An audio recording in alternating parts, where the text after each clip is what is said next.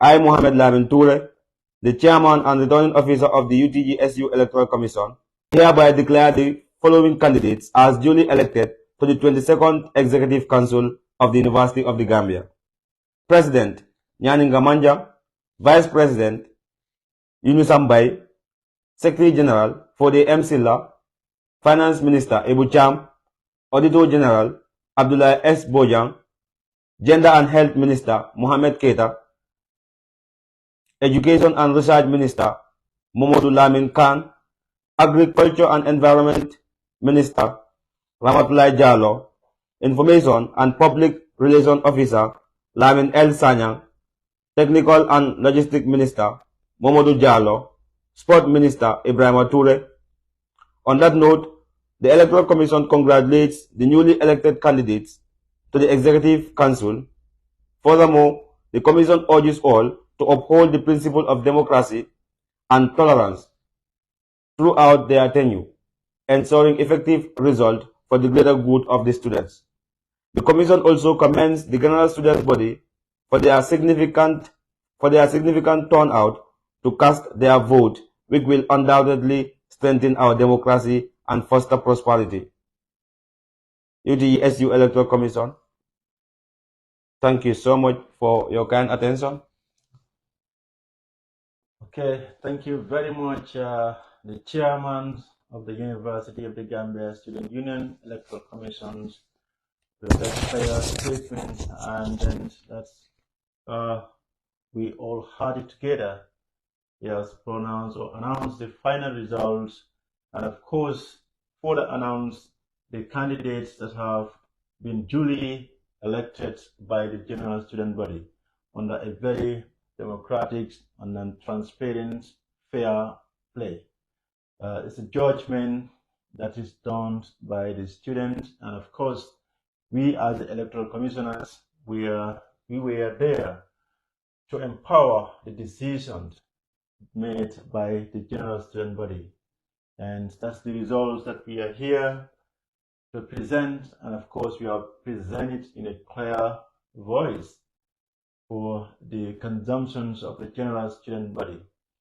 And of course, Chairman, before closing the show, we also want to make some clarifications based on the invalid votes. Of course, we have some invalid votes in various polling stations, and of course, accumulatively, we have a number of invalid votes that at some point we rather regard it as unfortunate for the fact that students at the University of the Gambia have been seen as people who are serving as an exemplary to see whether it is possible to have the systems of elections at the national level. So to have such a larger number of invalid votes, it is not something that is impressive, but it is something also personal. You cannot force somebody to vote for another person that he or she don't feel like. But I want to invite the chairman and of course the vice chairman to buttress on those areas. Mr. Chairman, you can at least give us some key or relevant points that you believe are the causes of those invalid votes that we registered in this past election. Thank you very much, Mr. IPRO. And I think we owe it to the students to explain this very important aspect of our electoral process. Before election begins, the Electoral Commission has engaged in activities which include voter sensitization. And there were standards that the Electoral Commission set, which is going to be followed during the election. And this standard that was set is shared across all platforms within the University of the Gambia. And the posters were pasted within the schools and the vicinity of the students to be able to make sure that this issue is addressed. That is the issue of invalid votes. However, when we conducted the election, we realized that it is not solely the lack of knowledge as to how to vote in the UTGSU election.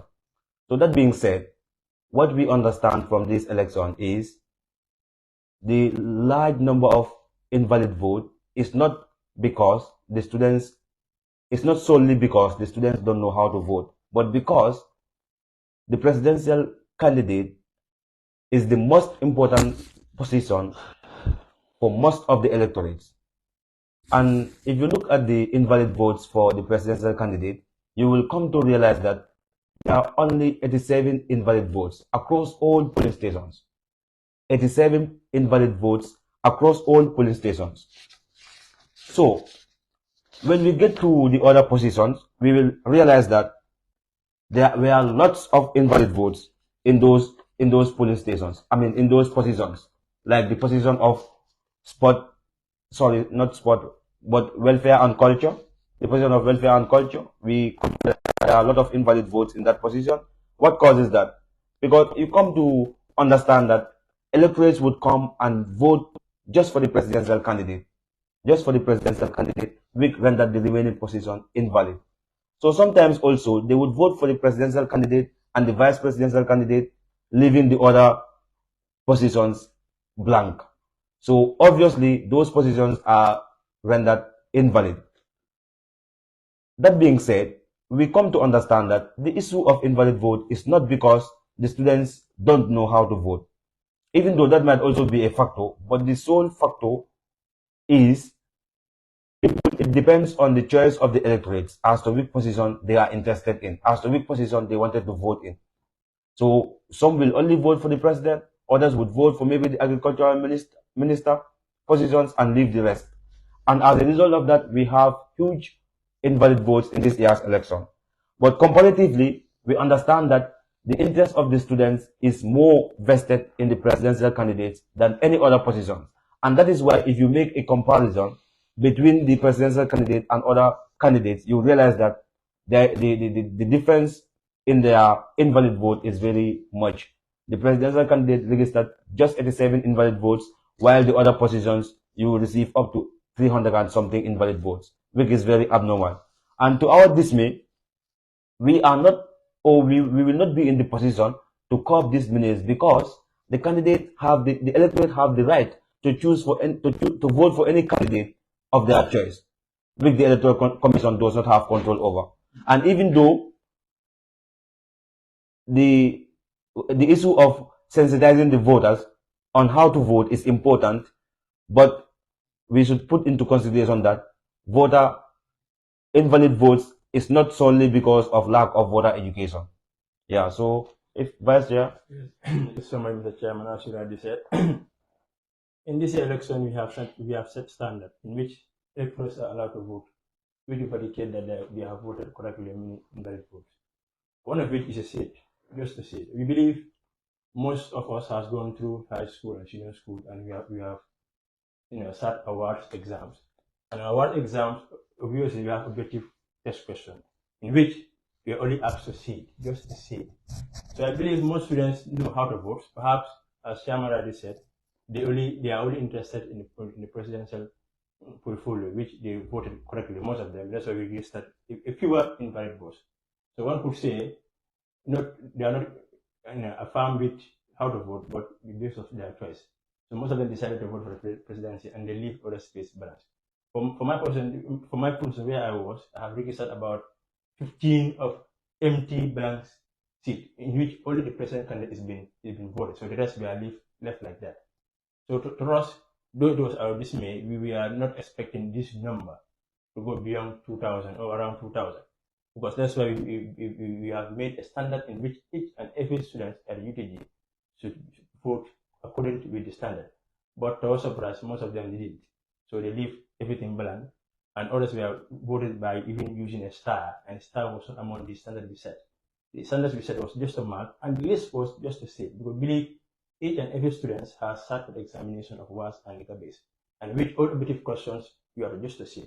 A set, and also we even have a subject called Arts and Craft, in which we are all taught how to set and how to draw. Setting will not be something that will be difficult for students to do so. But in our this election, we found out that most of the students didn't want to do such. So they just prefer vote of only one positions or they vote of presidency. They move down to the finance, and they leave the rest blank. That's why we registered so many invalid votes. But EC has done their part in educating the electorate in how to vote in this year's election. So we have tried our best, but we know one could say it was not enough. But we believe we have did our part.